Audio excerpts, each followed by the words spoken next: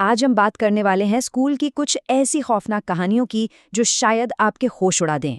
सोचिए क्या हो अगर स्कूल में सबसे बड़ा खतरा किसी मुश्किल सवाल या इम्तिहान से नहीं बल्कि खुद टीचर से हो।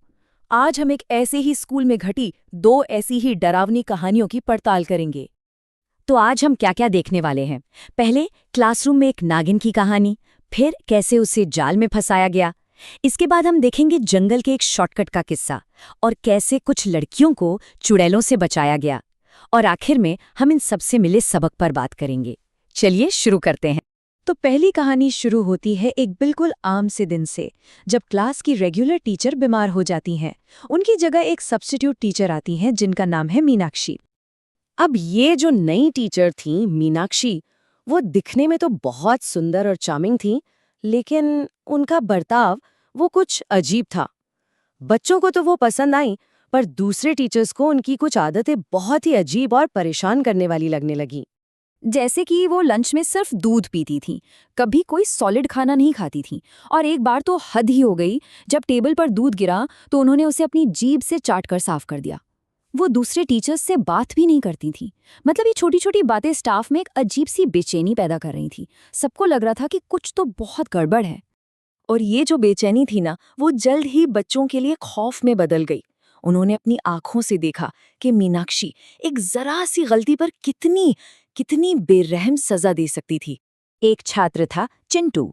मीनाक्षी ने उसके सामने अपना असली रूप दिखाया और उसे ये डरावनी धमकी दी। उसने कहा, अगर मैंने किसी को डस लिया तो वो तड़प तड़प कर मर जाएगा। हुआ ये था कि चिंटू क्लास से भागने की कोशिश कर रहा था और सजा के तौर पर मीनाक्षी एक इच्छाधारी नागिन में बदल गई। उसका आधा शरीर एक विशाल सांप का बन गया और उसने चिंटू को अपनी पूंछ में जकड़ लिया। सोचकर ही डर लगता है। अब जरा उन बच्चों के बारे में सोचिए। वो एक ऐसे खौफनाक राज के साथ जी रहे थे जो वो किसी को बता भी नहीं सकते थे। डर के मारे उनकी जुबान बंद थी। लेकिन कहानी में अभी एक और मोड़ आना बाकी था। मीनाक्षी को इस बात की भनक तक नहीं थी कि स्कूल एडमिनिस्ट्रेशन को उस पर शक हो चुका है। एक टीचर, बरखा, ने प्रिंसिपल को अलर्ट कर दिया था। प्रिंसिपल ने चुपके से क्लास में कैमरे लगवा दिए और मीनाक्षी की असलियत कैमरे में कैद हो गई।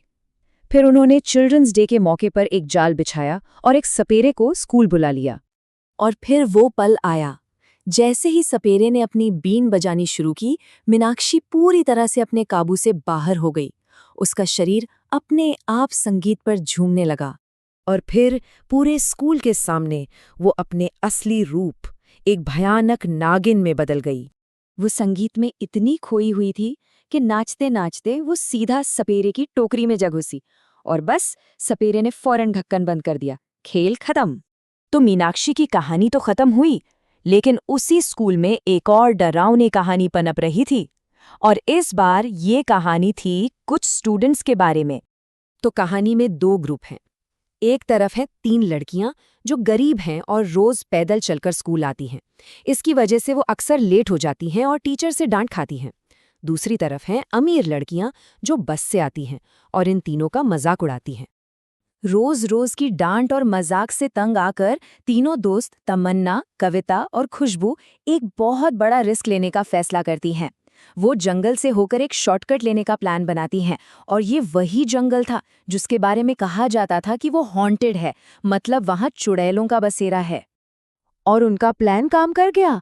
वो टाइम पर स्कूल पहुंचने लगी, पर इससे अमीर लड़कियों को और शक हो गया। उन्हें लगा कि जरूर कोई जादू है। तो एक दिन वो उनका राज जानने के लिए उनके पीछे पीछे जंगल में चली गईं। और नतीजा, वो खुद जंगल में बुरी तरह भटक गईं। अब जंगल में खोई हुई और डरी हुई उन अमीर लड़कियों को एक खूबसूरत सा घर दिखाई देता है।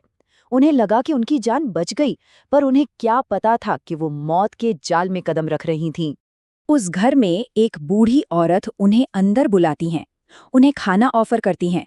पर जैसे ही वो खाना देखती हैं, उनके होश उड़ जाते हैं। वो एक पका हुआ मरा हुआ जानवर था। और फिर वो बूढ़ी औरत और उसकी बहन अपने असली भयानक चुड़ैल के रूप में आ जाती हैं। वो लड़कियों को बांध देती हैं और उन्हें गरम तेल में पकाने की तैयारी करने लगती हैं। और यही कहानी में एक जबरदस्त मोड़ आता है। घर लौटते समय उन तीनों गरीब लड़कियों को मदद के लिए चीखें सुनाई देती हैं और ये चीखें उन्हीं लड़कियों की थीं जो उन्हें हमेशा परेशान करती थीं।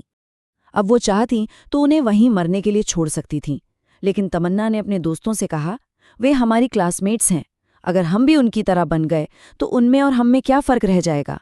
ये एक बहुत बड़ी बात थी, हिम्मत और अच्छे दिल का सबूत। और फिर उन्होंने जो किया वो कमाल था। वो चीखों का पीछा करते हुए उस घर तक पहुंची। उन्होंने देखा कि चुड़ैलें लड़कियों को पकाने वाली हैं। डर के बावजूद उन्होंने हिम्मत दिखाई और दोनों चुड़ैलों को उन्हीं के उबलते तेल की कढ़ाई में धक्का दे दिया। अमीर लड़कियों की जान बच गई।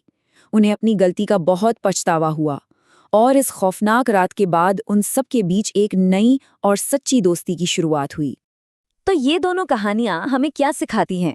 यही कि शैतान या राक्षस किसी भी रूप में कहीं भी हो सकते हैं, हमारे आसपास ही। लेकिन हीरो भी हमारे बीच ही होते हैं, और वो अक्सर वो लोग होते हैं जिनसे हम उम्मीद भी नहीं करते। तो सवाल ये है कि असली हीरो होता कौन है? ये सोचने वाली बात है।